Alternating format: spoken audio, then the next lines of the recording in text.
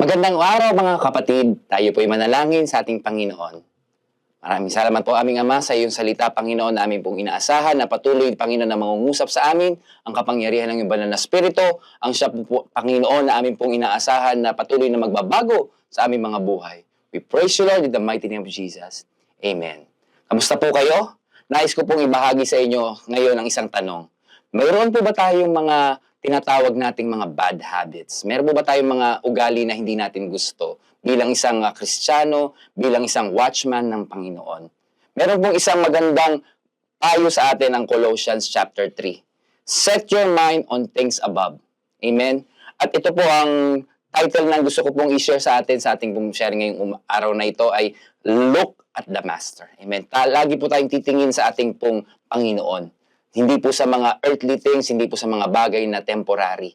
Yun po ang pinaka-primary na at pangunahin na paraan parang tayo ay makaiwas at makalayo sa ating mga bad habits na ito sa mga bagay na ating kinamumuhian din naman at mga kasalanan. Amen? Dahil sa pagpapatuloy ni Pablo sa mga kanyang sinulat sa chapter 3 ng Colossians, sa verse 5, sabi niya, put to death. And then sinabi niya po yung mga listahan ng mga kasalanan mula dun sa verse 5 na yon. Ano po? At pagdating naman sa verse 8, sinabi naman niya, put away. Ibig sabihin po, para po tayo ay makafocus sa Panginoon, kailangan i-consider mo na, tanggapin mo na, at diniklara na ng Panginoon na patay na ang dati mong sarili.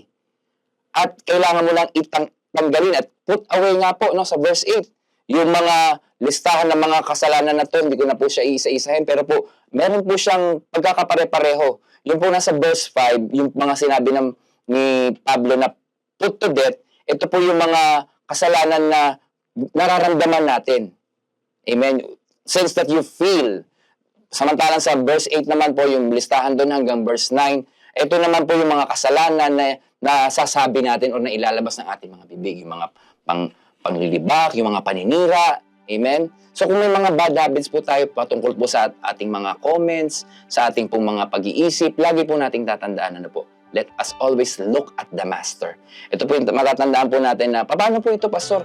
Nasanay na po ako sa ganitong pamamaraan. At hindi ko na kaya dahil alam ko po na kaya na dapat ko yung gawin at tinuutos yan ng salita ng Diyos.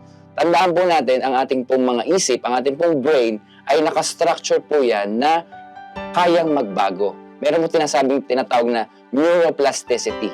Amen? Na iyan po ay may paraan para magbago tayo, katulad na sinabi sa Romans chapter 2, renewing your mind. Amen? At iyan may magagawa po lamang sa kapangyarihan ng banal na Espiritu. Amen? Tayo po'y manalangin. Salamat, Panginoon, at alam namin, O Diyos, na mga bagay na hindi namin magagawa, subalit Ikaw, Panginoon, na nagbibigay sa amin ng kapangyarihan upang ito, Panginoon, ay magawa namin at alam namin, Panginoon, ito ang kalooban mo para sa aming mga buhay. Pinapupurihan ka namin, dinadakil at tinataas sa makapangyarihang pangalan ng iyong anak na si Jesus. Amen. Salamat po!